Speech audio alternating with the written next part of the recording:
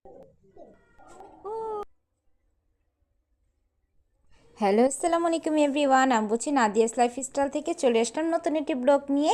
এটা হচ্ছে গতকাল কেরানীগঞ্জে আমার এক আপুর বাসায় গিয়েছিলাম, সেটারই ব্লগ থাকছে আজকের এই ভিডিওতে।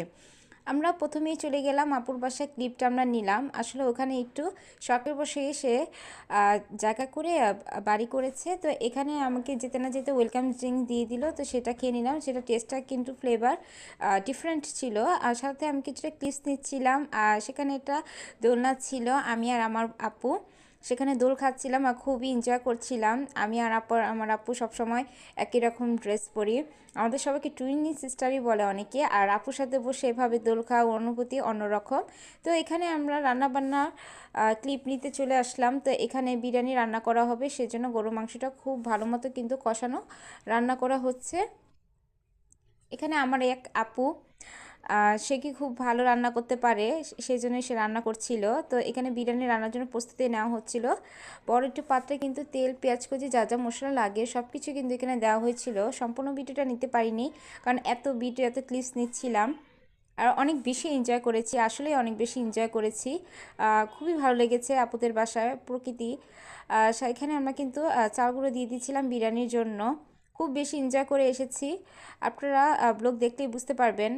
অনেক বেশি মজা করেছি, খাওয়া দাওয়া হয়েছে, ঘোরাফেরা হয়েছে। আলহামদুলিল্লাহ অনেক বেশি এনজয় করেছি।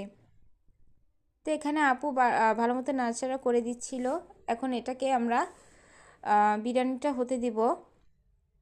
কিন্তু বিরিয়ানি রান্না হয়ে গেছে। এটার স্বাদও কিন্তু খুব দারুণ হয়েছে, আর খুবই মজা হয়েছে, স্মেলও খুব মজা হয়েছে, আর রান্নাও 10 to 10। এখানে কিন্তু কাবাবও রান্না করা হয়েছে। আর এখানে প্লেটিনের জন্য কিন্তু টেবিলটা কিন্তু সাজানো হচ্ছিল। মাটির জিনিসগুলো কিন্তু খুবই ভালো লাগে, অ্যাস্থেটিক লাগে এগুলো দিয়ে, এখন খুবই ভালো লাগে। পুরনো ঐতিহ্যও বলতে পারেন, কিংবা এখনকার দিনের ঐতিহ্যও বলতে পারেন। মাটির জিনিসপত্র দিয়ে খেতে খুবই ভালো। তো এখানে আমাদের খাওয়ার জন্য এক আপু কিন্তু বড় একটা বলে কিন্তু বলে দিচ্ছিল বিরিয়ানিগুলো। আর এখানে কিন্তু আমি খাওয়ার কিছুটা ক্লিপস নিচ্ছিলাম। খাওয়া দাওয়ার পর আবার বের হয়ে গেলাম। এটা হচ্ছে আমার একটা ভাগ্নি। বাসাটা খুবই ভালো লেগেছে। এখন আমরা কিন্তু আবার বাইরে হাঁটতে চলে যাব। সে তো খুবই খুশি, সে আমাদের যাতে হাঁটতে চেপে আমাকে টাটা বলতেছিল। তো আমরা হাঁটতেছিলাম। আসলে এই জায়গাটা হচ্ছে গদারবাগ বলে মেবি। আমরা কিন্তু হাঁটতে হাঁটতে সরিষা খেতে চলে এসেছি। সেখানে যে আমরা অনেক পিক নিয়েছি, অনেক ভিডিওস করেছি। আস্তে আস্তে সেগুলো আপলোড দিব ভেবেছি।